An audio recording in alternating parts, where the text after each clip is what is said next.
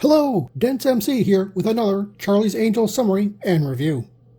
Broadcast on January 19th, 1977, Angels on a String is the 15th episode. The Angels are given a paid vacation to a mountain resort where Sabrina spots her political idol, Professor Wyszynski. The professor is supposed to give an important speech to Eastern Bloc country delegates, along with a representative of the United States government.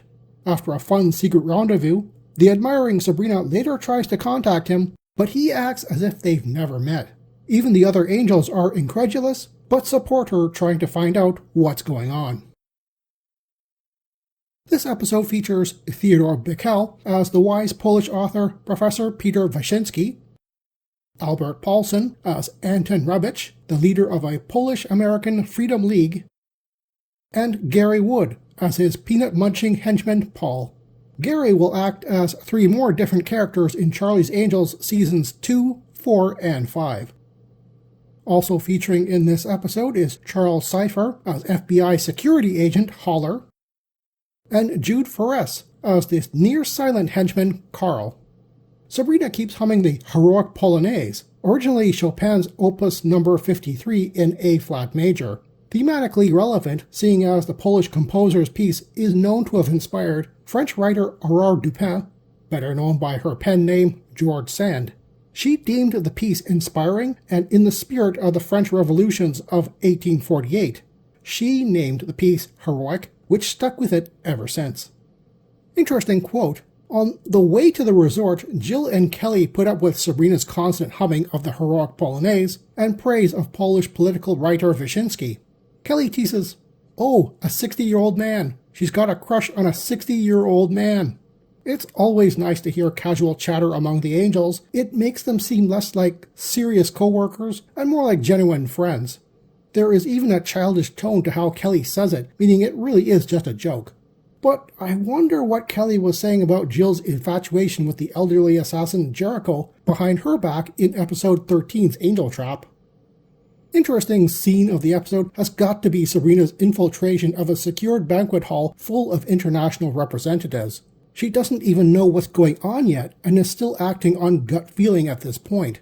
She steals a French maid's outfit and proceeds to serve food while keeping an eye on Professor Wyszynski's table. For some reason, her outfit includes giant Coke bottle glasses. Seriously, I don't know where they came from, and becomes clumsier the longer she stays. This whole scene could have been spliced into an episode of The Carol Burnett Show, and all it would need is a laugh track.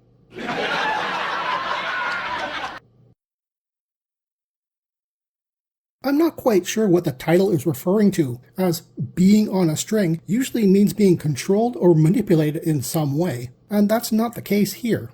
Pro-communist agents switch the real Polish-American representative Rebic at the beginning of the episode.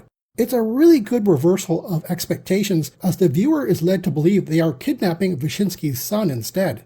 With the fake Rebic, they lure Wyszynski away and replace him with a double. Again, the Angels, and the viewers, never quite see who Rebic, Paul, and Carl have prisoner, and it's easy to assume it's Wyszynski's son.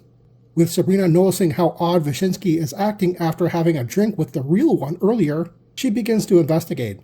Hoping to distract the nosy woman, Paul tries seduction at his place, but Sabrina already knows this henchman, whom Kelly dubs the Peanut King, was spying on the real Wyszynski. Rebic's plan is twofold: have his fake Wyszynski present a radical pro-communist speech to the assembled Eastern Bloc attendees. Also, there is a United States Assistant Secretary who plans to use what he assumes will be an anti-communist speech to forward his resolution strategy on Soviet aggression. Even Rebic can't get near the USAS, but the fake Wyszynski can, and will poison him during his speech. Realizing Wyszynski's son is long overdue for arriving at the resort, Jill and Kelly rescue the prisoner from Carl and Paul, thinking that pro-communist agents are using the son as a hostage to force Wyszynski to alter his speech. However, it turns out Jill and Kelly rescued the real Wyszynski and hurry back to the resort to swap places again. The real Wyszynski delivers his anti-communist speech while the fakes and their henchmen are arrested by the FBI. On a funny note, Wyszynski's son was just late naturally. He never shows up in the episode for as many times as he's mentioned. However, I do wonder what fake Rabich and his goons were going to do if the son had shown up on time. How was the fake Wyszynski going to fool him? Or maybe they were going to kidnap him too. We'll never know what Plan B was. Professor Wyszynski's anti-communist speech may seem a little naive in 1977, but Poland would be fertile grounds for such words. In fact, not much longer after this aired, we get this Cold War event. Due to massive labor disputes in Communist Poland in 1980, the Solidarity Trade Union was formed. It was so influential that despite pressure from the ruling Communist Party, by 1989, the Solidarity Political Party movement toppled it. This example helped collapse communist parties all across Europe in the early 1990s. I can see why this episode got such mixed reviews. Its direction relies on the reversal of expectations from the audience.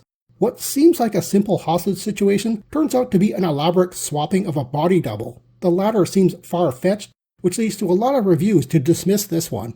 Personally, I thought it was above average and a perfect showcase for actress Kate Jackson to show her lovable and funny side. She won't get much more chances in this series. You'll have to wait until her starring role in Scarecrow and Mrs. King. IMDb gave this episode a 7.3 out of 10, and I'd say that was fair. Good morning, Charlie.